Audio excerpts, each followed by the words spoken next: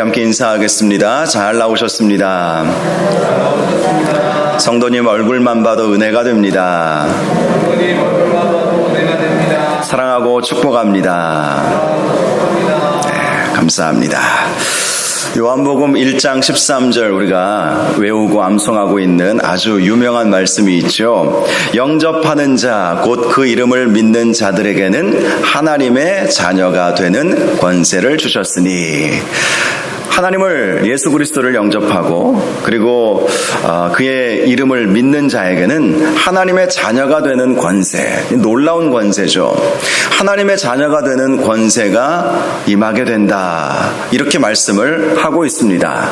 저와 여러분이 예수 그리스도를 마음으로 영접하였고 또 예수 그리스도의 이름으로 우리가 기도하고 예수 그리스도의 이름을 믿고 있다면 하나님의 자녀가 되었음을 믿으시기를 바랍니다. 그런데 이 하나님의 자녀는 그냥 일반 자녀가 아니라 권세 있는 자녀다, 권세 있는 자녀다라는 것을 말씀하고 있다는 것입니다. 이 권세는 세상과 싸워 승리하는 권세입니다. 마귀와 싸워 이기는 권세인 것을 믿으시기를 바랍니다. 코로나와 싸워서도 이길 수 있는 권세임을 믿는 저와 여러분들 되시기를 바랍니다. 아무것도 두려워 말라. 우리가 조금 전에 예배 시간에 찬양하지 않았습니까? 두려울 것이 무엇이 있겠어요? 우리는 하나님의 자녀의 권세를 가지고 있다는 사실을 기억하시기 바랍니다. 우리에게 강력한 무기가 있어요. 그런데 이 강력한 무기가 있는데 나에게는 아무것도 없다라고 생각한다면 그것만큼 어리석은 일이 어디 있겠습니까? 하나님께서 하나님의 자녀로 우리를 삼아주시고 권세를 부어주셨다라는 사실 앞에서 담대함을 가지고 하나님께서 주신 권세로 세상을 이기시고 악한 마귀 권세 이기시기를 주님의 이름으로 축원합니다. 성경에 보니까 하나님의 자녀가 가지고 있는 이 권세, 이것을 어떻게 사용할 것인가, 어떻게 이 권세를 사용할 것인가, 네 가지로 말씀이 나와 있는 것을 발견할 수가 있습니다. 첫 번째는 하나님의 말씀의 권세입니다. 물론 우리가 권세를 가진 것이 아니죠. 이러한 권세들을 하나님께서 우리에게 주셨고 활용할 수 있게 하셨다는 것입니다. 자, 하나님의 말씀에 권세가 있어요. 예수님께서 40일 동안 광야에서 금식하실 때에 마귀가 시험하지 않았습니까? 그 시험을 이겼던 방법이 바로 기록되었으되 라는 말씀입니다. 하나님의 말씀으로 마귀의 시험을 이기신 것입니다. 그러자 마귀가 결국은 두 손 두 발 다 들고 도망갈 수밖에 없지 않았습니까? 하나님의 말씀으로 이길 수 있다는 것을 예수님이 우리에게 보여주신 것이죠. 에베소서 6장 17절 말씀을 보면 하나님의 전신갑주 중에 성령의 검, 곧 하나님의 말씀을 가지라, 이렇게 말씀하고 있어요. 하나님의 말씀이 성령의 검이고 그 검이야말로 우리가 마귀를 이길 수 있는 그러한 무기다, 이렇게 말씀을 해주고 있는 것입니다. 그러므로 우리가 하나님의 말씀의 권세가 우리에게 있다라는 사실을 기억하시고 이 말씀의 권세를 가지고 세상과 싸워 승리할 수 있기를 바랍니다. 두 번째는요, 성령의 능력의 권세가 하나님의 자녀들에게는 임하여 있다는 것입니다. 사도행전 1장 8절 말씀, 잘 아시는 말씀, 오직 성령이 너희에게 임하시면 너희가 권능을 받고, 이렇게 말씀하고 있어요. 성령이 임하시면 성령의 권능이 우리에게 임하게 된다는 것입니다. 그래서 온 유대와 예루살렘과 온 유대와 사마리아와 땅끝까지 이르러 내 증인이 될 것이다, 되리라, 이렇게 말씀을 해주신 것이죠. 요한복음 20장 22절에서 23절 말씀을 보니까 부활하신 예수님께서 제자들에게 나타나셔서 이렇게 말씀해 주셨습니다. 성령을 받으라. 너희가 누구의 죄든지 사하면 사하여질 것이요 누구의 죄든지 그대로 두면 그대로 있으리라. 죄 사함의 권세까지 우리에게 주어진다는 거예요. 성령 충만하면 복음을 땅끝까지 전파할 수 있을 뿐만 아니라 누구에게 죄 사함을 주는 그러한 권세, 누구의 죄든지 사하여 줄 수 있는 권세까지도 주어지게 됨을 예수님은 말씀하여 주신 것입니다. 성령의 능력의 권세. 세 번째는 예수님의 보혈의 권세가 있습니다. 요한계시록 12장 11절을 보면 또 우리 형제들이 어린 양의 피와 자기들이 증언하는 말씀으로써 그를 이겼으니, 이런 말씀이 있어요. 자, 어린 양의 피로 우리가 이 세상을 싸워 이길 수 있었다, 마귀와 싸워 이길 수 있었다고 말씀하고 있습니다. 어린 양의 피, 예수 그리스도의 피, 그 예수 그리스도의 보혈의 피가 권세에 있다는 것입니다. 그래서 예수 그리스도의 보혈로 우리가 악한 마귀와 싸워서 이길 수 있다는 것이죠. 이사야서 53장을 보면 예수 그리스도의 십자가의 그 고통과 그 보혈로 말미암아 우리는 평화를 누리게 되었고 나음을 받게 되었다, 이렇게 말씀을 하고 있습니다.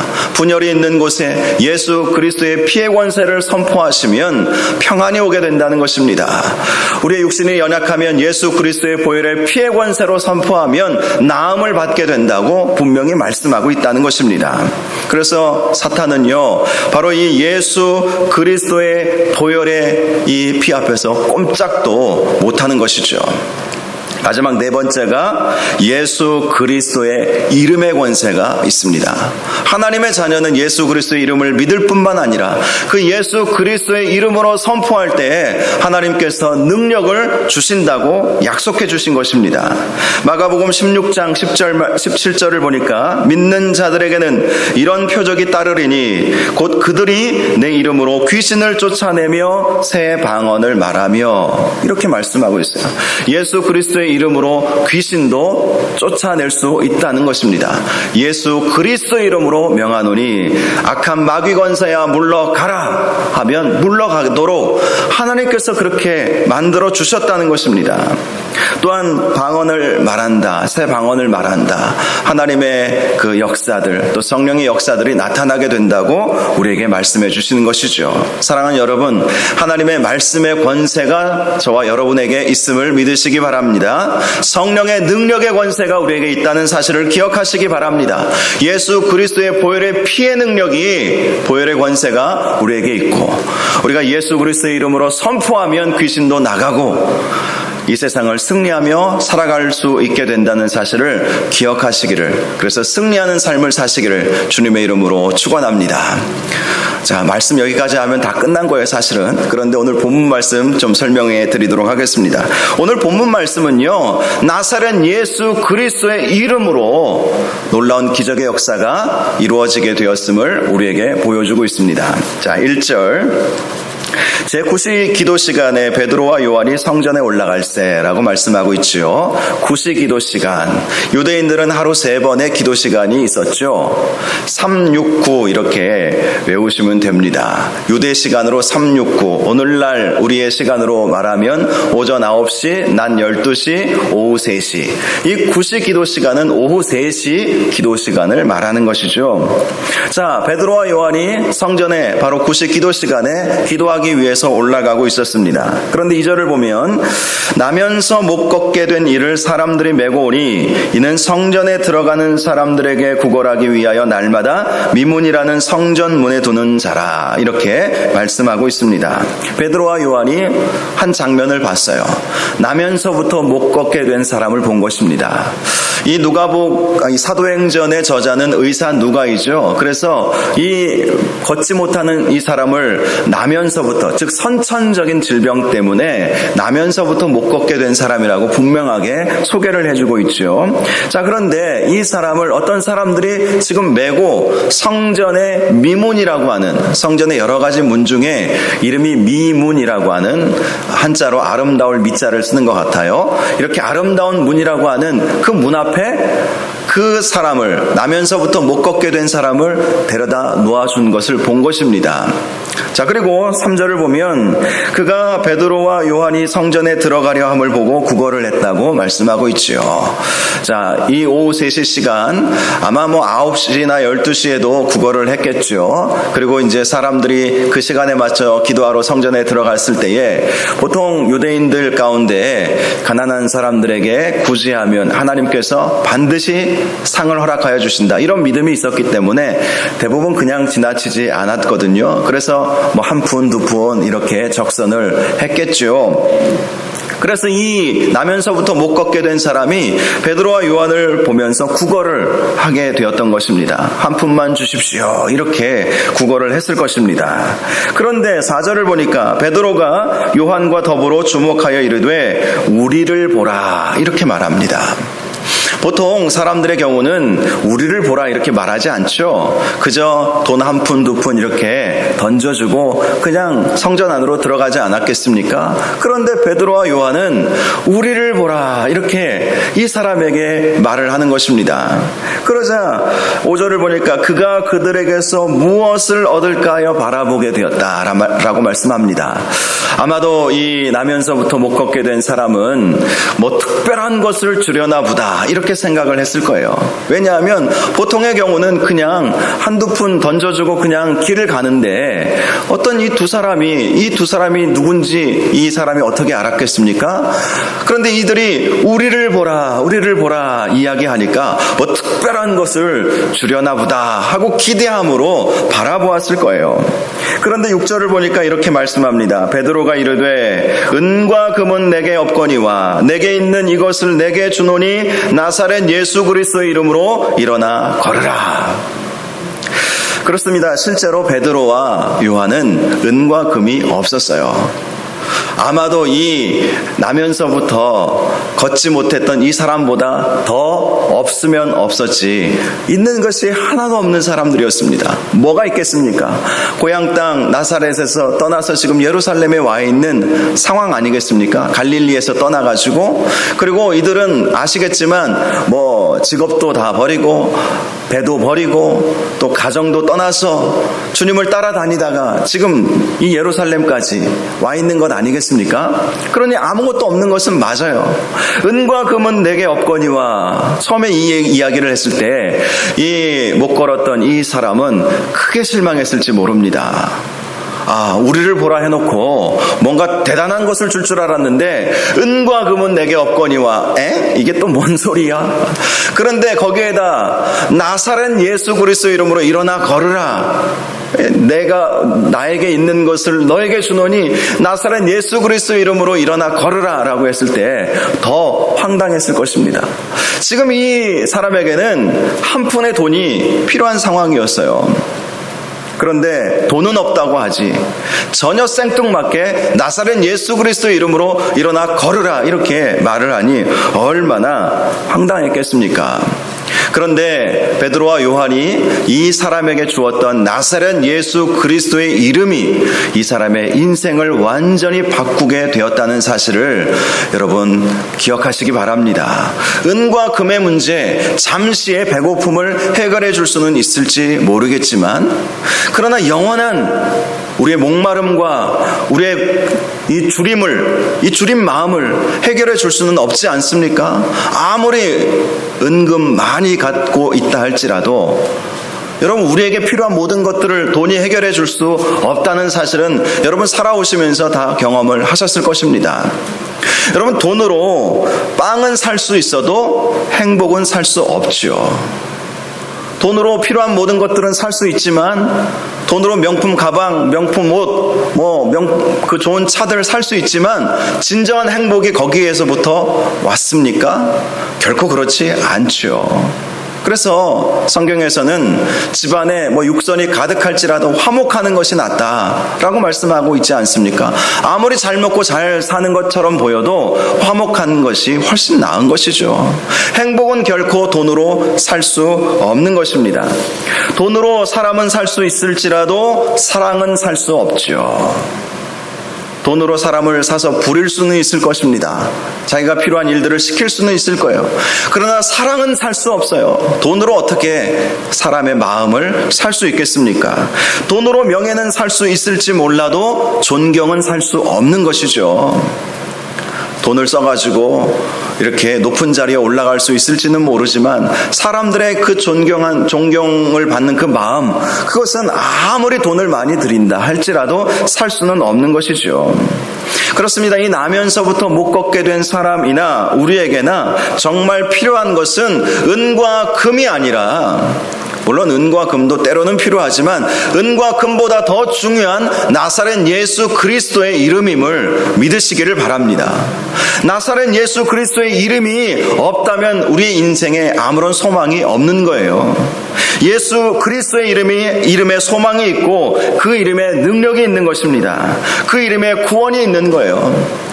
그러므로 예수 그리스도의 이름이 우리에게 없다면 이 세상에서 아무리 많은 것을 누리고 산다 할지라도 아무것도 사실 가진 것이 아니라는 것을 기억해야 한다는 것입니다. 에베소서 1장에 보면 사도 바울은 그것을 하늘에 속한 신령한 복이라고 말씀하고 있어요. 예수 그리스도의 이름으로 구원받아 하나님의 자녀가 된 것이야말로 가장 놀라운 축복이라는 것입니다. 예수 믿어 구원받았다면 다른 것 사실 없어도 크게 문제되지 않아요. 조금 굶으면 되죠. 조금 불편하면 되죠. 그러나 구원 못 받으면 이 세상에서 아무리 잘 살아봐야 그것이 무슨 소용이 있겠습니까?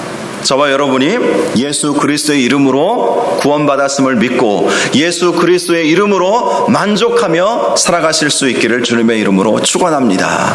예수님의 이름이 우리에게 주어진 거예요.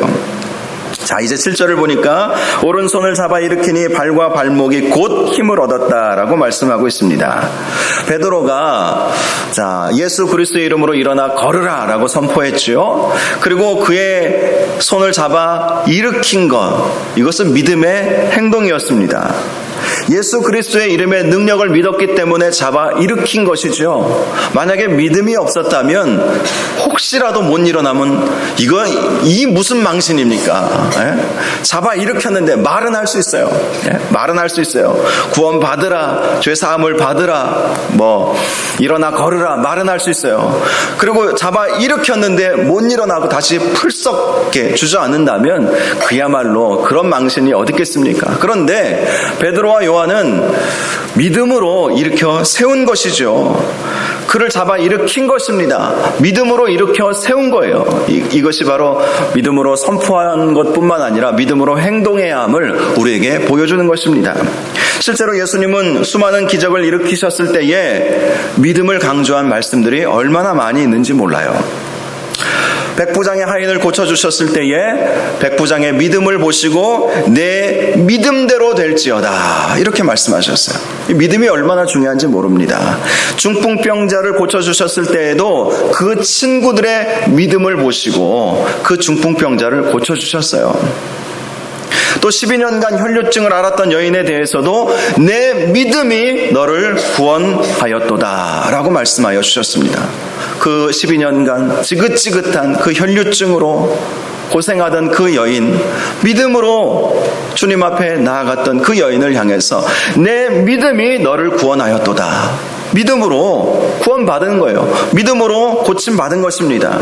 가나안 여인에 대해서도 예수님이 그 여인을 시험하기 위해서 좀 심한 모욕적인 말들도 하지 않았습니까? 그런데 결국 그 여인을 향해서 이렇게 말씀해 주셨습니다. 내 믿음이 크도다. 내 소원대로 되리라. 큰 믿음을 이 가나안 여인이 가졌기 때문에 이 여인의 소원이 이루어지게 되었다라고 말씀해 주신 것 아니겠습니까? 제자들에게도 이런 말씀을 하셨어요. 만일 너희에게 믿음이 겨자씨 하나만큼만 있어도, 큰 믿음도 중요하지만 겨자씨 하나만큼의 진짜 믿음, 여러분, 큰 믿음보다 더 중요한 것은 진짜 믿음이죠. 진짜 믿음이 크면 더 좋겠지만 작은 겨자씨 하나만큼의 진짜 믿음만 있어도 이 산을 명하여 여기서 저기로 옮겨지라 하면 옮겨질 것이요 또 너희가 못할 것이 없으리라 이렇게 말씀해 주셨어요. 겨자씨 하나만큼만의 진짜 믿음만 있어도 역사는 일어난다 이렇게 말씀해 주신 것입니다. 베드로가 이 나면서부터 못 걷게 된 사람을 일으킨 것도 믿음의 선포였고 믿음의 행위로 그를 일으켜 세웠던 것입니다. 자, 그런데 이 기적은 이 사람을 일어서게 한 것으로만 그치지 않았어요. 8절을 보니까 뛰어서서 걸으며 그들과 함께 성전으로 들어가면서 걷기도 하고 뛰기도 하며 하나님을 찬송하니라고 말씀하고 있습니다. 그래요, 어떻게 잠시 힘을 얻어서 일어설 수 있을지는 모르겠어요. 그러나 이 사람은 나면서부터 못 걷게 된 사람 아니겠습니까? 한 번도 걸어본 적도 없고 뛰어본 적도 없는 사람이었어요. 그런데 그 사람이 걸을 뿐만 아니라 뜀박질까지 하는 것입니다. 이것은 정말 기적 중에 기적인 것이죠.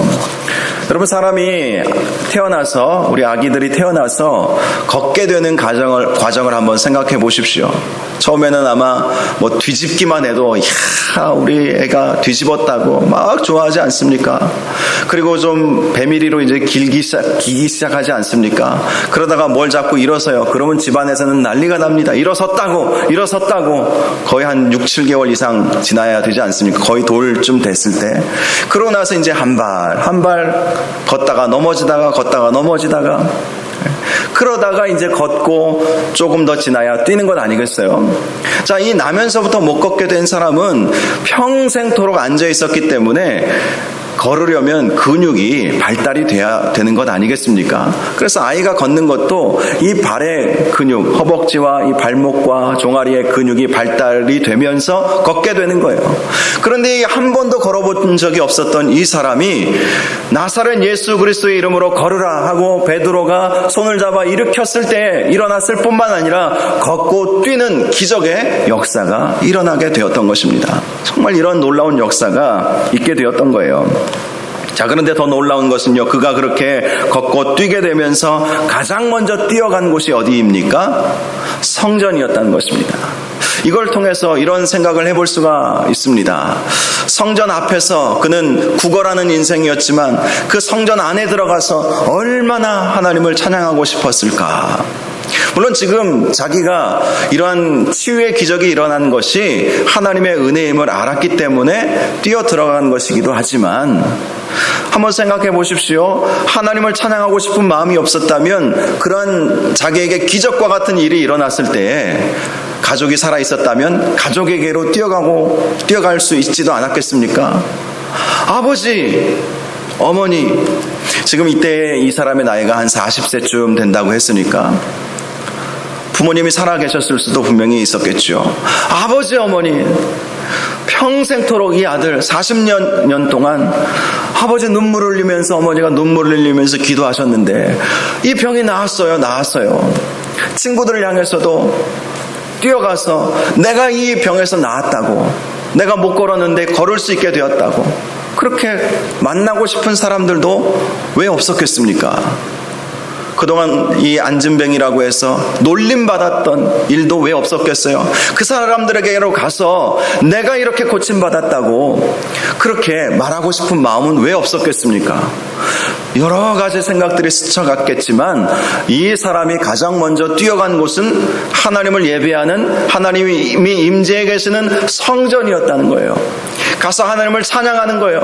기뻐 뛰며 하나님을 찬양하고 찬송하고 하나님께 기도하고 할렐루야를 외치는 그 모습을 우리에게 보여주고 있다는 것입니다. 저와 여러분이 어찌 보면 영적으로는 이 나면서부터 못 걷게 된 사람이었을지도 모릅니다. 실제로 우리가 예수 믿기 전에는 나름대로 최선의 노력을 기울이며 살아간다 할지라도 나사렛 예수 그리스도의 이름의 능력 없이 우리의 힘으로, 우리의 능력으로 살아왔지 않았습니까?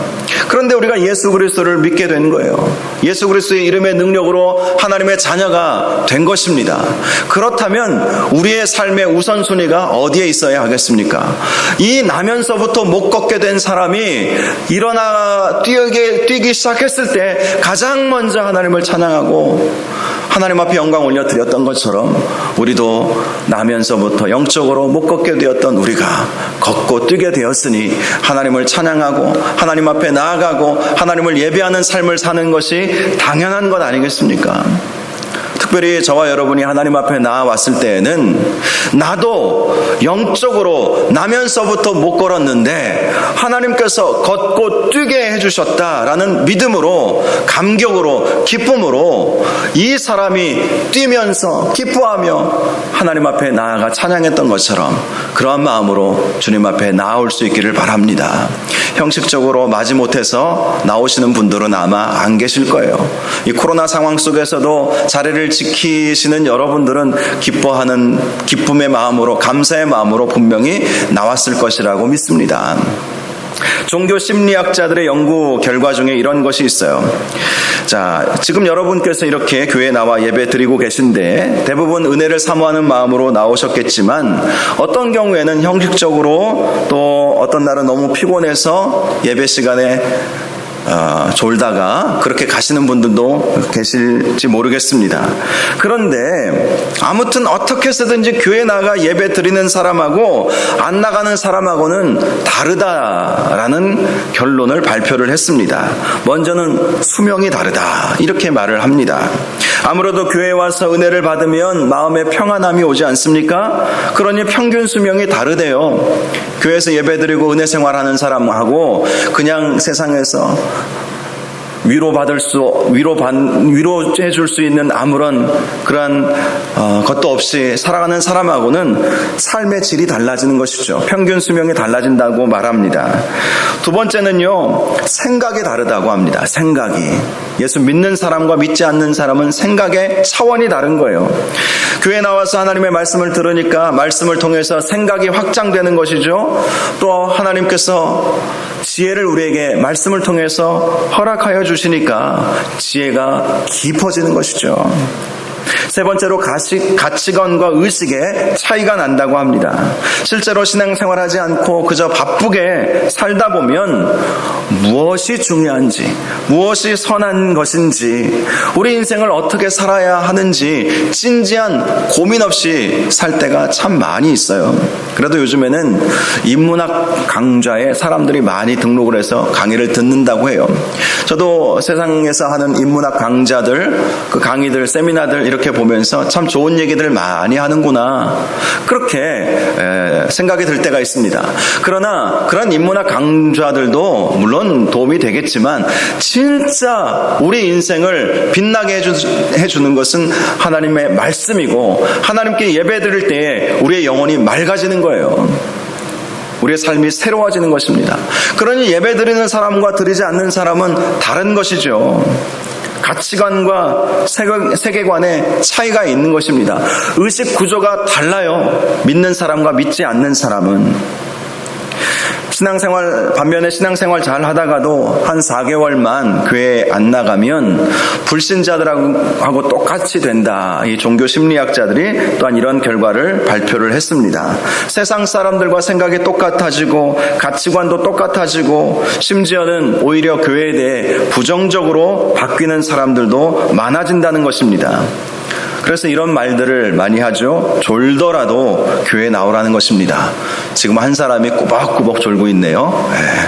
졸더라도 그래도 교회 나오는 것이 중요하다라는 거예요. 지금과 같은 코로나 시기에는 우리가 온라인으로 예배 드리시는 분들도 지금 계실 테지만 자칫하면 예배의 자세가 무너지고 여러 가지 상황 속에서 예배도 제대로 못 드리고 그러면 신앙생활을 제대로 못하게 될 때가 있어요. 그래서 이럴 때일수록 더욱더 우리의 믿음을 붙잡아야 되는 거예요.